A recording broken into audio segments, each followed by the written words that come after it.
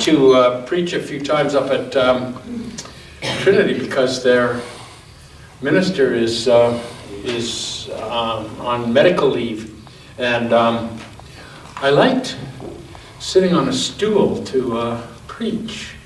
So when I went to preach there, I took my own stool and set it out. And the first time I was there, I did it just like I did it here. And then the next time, I had a terrible time finding the stool. He hid it way back in a corner somewhere, so I guess they didn't like it, but I did. I do, and I appreciate the sentiment of this because it feels like it isn't a minister's preaching from on high, but somebody sharing what they feel and what they believe with others who are having the same kind of struggles, and I think that's the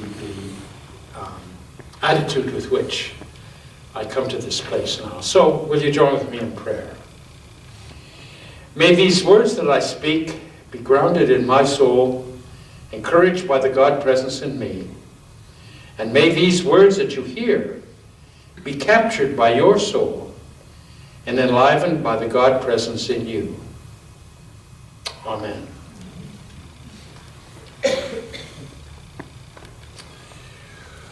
Well, as Jim said, I'd never heard this, the genealogy preached on in church, but it's fascinated me for a number of years. And I thought that if I ever had a chance to preach around Christmas, it would be the genealogy of Jesus that I'd like to preach about. And then I did have the opportunity once in Trinity, and then I decided I would use the same reflection here on the first Sunday of the Christmas season and give you the opportunity to think about it a little. And for Jim to be able to read it. And good for him for taking that on. I said that this would give you the chance to think a little about this passage. It's always, well, not always, but for the last number of years, it's fascinated me and raised all sorts of questions in my mind. Questions like, why did Matthew write it the way he did? What was he trying to say to us? And let me start at the beginning by saying that I have no answers to those questions. I don't know why Matthew wrote it the way he did, and we'll get into that in a moment. But I find that as I read it and wonder about what he was trying to say to us, it sort of releases my imagination to wonder what he was saying and to think what this could mean in our time and age. And so that's what I want to talk about. I think that there are, and let me also say before I begin that when I started to think about this and reflect on it, it amazed me, shocked me to realize the important connection between what happens in this genealogy and what's happening right now in our society. But I'll talk more about that later. There are three aspects of this passage that I want to reflect on this morning. And the first aspect that I want to reflect on is the fact that the genealogy ends with Joseph, the husband, as all good Jewish genealogies did. And so, one would assume that Matthew believed Joseph to be the father of Jesus. That's what it says in the genealogy. And yet the very next passage of Matthew's gospel begins with, now the birth of Jesus the Messiah took place this way. When his mother Mary had been engaged to Joseph, but before they lived together, she was found to be with child from the Holy Spirit. So which is it? Is Joseph the father of Jesus, or is he not? In the story of the birth, Matthew seems to be saying, no, he isn't the father. And it seems to me that there's nothing to be gained by trying to reconcile these two different points of view within the gospel, because we have no way of knowing what Matthew was thinking about. But as I thought about this, and as I struggled with this, with these questions, my imagination took me to a different place. And I began to speculate on how the Spirit, the presence of God, is at the center of so many births, probably all births when we think about it. When your children were born, it certainly felt like a God moment, I'm sure, amongst other things. And it brought to mind the story I heard of a couple who are friends of Nori's daughter, who had been trying for a long time to get pregnant, and they hadn't been successful. And they were under doctor's care to try to make that happen when the husband was offered a job at Fort McMurray. And he said he would take the job on one condition: that when he got a phone call that his wife was ovulating, he had to leave Fort McMurray and come home right away. And the company who wanted him must have really needed his skills, because they agreed to that condition. And you can imagine, at least I can imagine, the razzing he got when he got the phone call saying he had to come home from his co-workers. But my mind goes to the wonder and the love and the commitment that that couple showed to each other, and to their desire to bring precious life into the world, that they were willing even to relinquish a good job like that if it didn't fit in with their plans. And it felt to me like the Spirit was really alive in their relationship. And I believe that the angels were singing with joy the day that their first son was born. He's since been joined by a younger brother. The Celtic saints said that God is incarnate in every baby that is born. That God's Spirit is alive in every child that is born. That God is born into the world once more with every birth. And so, my imagination tells me that every time a baby is born, we have the opportunity to do it right this time. To bring love, joy, hope, and peace into the world as we welcome God in this new baby's life. And I wonder how we would treat babies in our society if we really believed that. Well, I'm going to leave that there and go on to the other aspects of Matthew's genealogy, which seem to speak to me of the here and now, in ways in which we might live our lives. In Matthew's genealogy, 5 women are mentioned. That would never have happened in a Hebrew genealogy. The women were never mentioned in the family tree, and yet here they are in this genealogy of Jesus.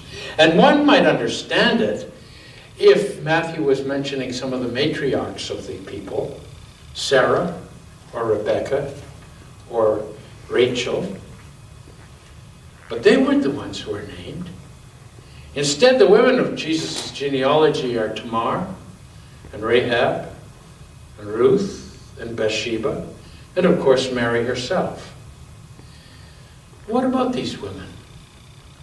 Who were they, and why did Matthew include them in his genealogy? Let me say a little about them, these women. First of all, there was Tamar. She was the daughter-in-law of Judah, the wife of his eldest son. Tamar's husband died early, without a son to carry on his family line. And at that time in Israel, that would have been catastrophic. They didn't believe in any kind of life after death. They believed that when we died, we ended. And so the way in which a man's name could be remembered is through his offspring. And if a man died without having any offspring to remember him by, then he would disappear from the earth. It would be as if he had never been. And so the law in Deuteronomy said, that if a man died before he could produce a son to carry on his name, then it was the responsibility of his brothers to be with the widow and to impregnate her And when the baby from that union was born, then it would take the name of the husband, the dead husband, so that his family line would be preserved through that. So that's what should have happened. Except that none of the rest of Judah's sons were willing to honor the obligation. They weren't willing to carry out the obligation of the law. And so if the obligation was to be met, it would have to be Tamar herself who met it. And so she did. She dressed up as a prostitute and made herself available by the side of the road where Judah himself was passing by. And later, when it was discovered that Tamar was pregnant, Judah ordered her burned to death, which at that time was the penalty for somebody who had sexual relations out of wedlock in accordance with the law. But when he said she was to be burned to death, Tamar sent a servant to Judah to show him the ring of the man who was the father of her child. And when Judah saw his ring, he relented. And Perez was a twin son of that union and part of Jesus' line. And Tamar was mentioned in the genealogy. And then there was Rahab. Rahab really was a prostitute. We first meet her in the book of Joshua. When Joshua was preparing the people of the Exodus to go back into the promised land, he sent 2 spies into Jericho to assess the military strength there. And those 2 spies stayed at Rahab's house, which was built against the city wall. Now, the scriptures don't say why the 2 spies decided to stay in the house of a prostitute. We have to use our imagination for that one, too. But it was a good choice, because Rahab protected those spies when the soldiers of Jericho came looking for them. And because of her actions, we are told that Rahab was seen by the Jews as an example of a person of faith and good works. And her family was spared when the walls of Jericho were brought down.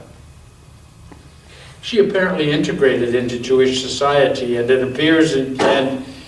she appears in Jesus' genealogy as the wife of Salmon and the mother of Boaz. Although many apologists of the faith in later centuries tried to make the case that it wasn't really Rahab the prostitute, that it was a different Rahab who was the mother of Boaz. And it seems to me that's another sign of how patriarchy tries to change the facts they don't like and to reassert the reality that they feel comfortable with. It was really the Rahab prostitute on the city wall at Jericho. We like to think more kindly of Ruth. When I was married, Ruth's comment made to her mother-in-law, Naomi, was one of the scriptures we read at our wedding. You remember it. Where you go, I will go. Where you stay, I will stay. Your people will be my people, and your God, my God. When you die, I will die, and there I will be buried. It all sounds very romantic and beautiful, but the Jewish society of the day treated Ruth any way but kindly. Naomi and Ruth lived desperate lives. Both widows, and without sons to care for them, they were at the very bottom of the social ladder in Israel. And they were doomed to starvation and neglect because nobody felt any responsibility to take care of them. And to make matters worse, Ruth was a Moabite. They were the sworn enemies of the Israelites. So not only was she a widow, she was an enemy. Naomi and Ruth had all strikes against them, except for their commitment to each other and their combined intellect and good sense, and Ruth's beauty, with which she made for themselves a place in Boaz's house. And in that place, Ruth eventually gave birth to Obed, who was King David's grandfather. And Ruth, a hated foreigner, she appears in Jesus' genealogy. Finally, we get mentioned in his genealogy Bathsheba, who was an adulteress, though admittedly not a decision that was in her control. And we have Mary, Jesus' mother, who Joseph was going to quietly dismiss because of her seeming infidelity. You can go back to the commentaries and the church scholars and find elaborate explanations about why Matthew wrote his genealogy this way, but I find those explanations arid and lifeless. My imagination focuses on two aspects that I find extremely important and significant, things that commentaries largely gloss over. The first is these women who are really at the bottom of the social ladder, who are the ones who are mentioned in the genealogy. When I spoke about this at Trinity, I talked with one of the women in one of the UCW groups there. They've been doing a study of uppity women of the Bible. And I asked them if any of these women were some of the uppity women that were mentioned. And they said, yes, Ruth was, but none of the others were. Well, they all should have been mentioned as uppity women of the Bible. And by uppity women, I don't mean somebody who had their nose in the air or who felt themselves living above their means. Rather, these women were the disenfranchised, the disqualified people of society. They were at the very bottom of the heap with no power, with no strength of their own. They were hemmed in by a patriarchy which sought to control and limit their lives, however meager their prospects. And these women didn't allow that to happen. They didn't have many resources to call on, but what they did have, they used to great advantage.